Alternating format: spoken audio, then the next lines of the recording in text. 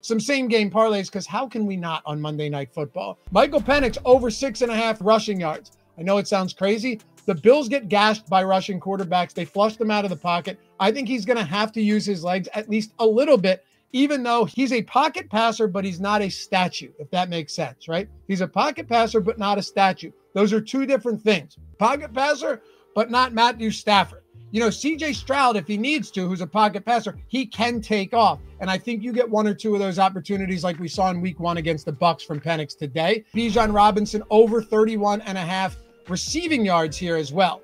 Full disclosure, we bet the over 29.5 receiving yards on BetMGM on tail earlier in the week, now on Friday night. But I don't hate this here.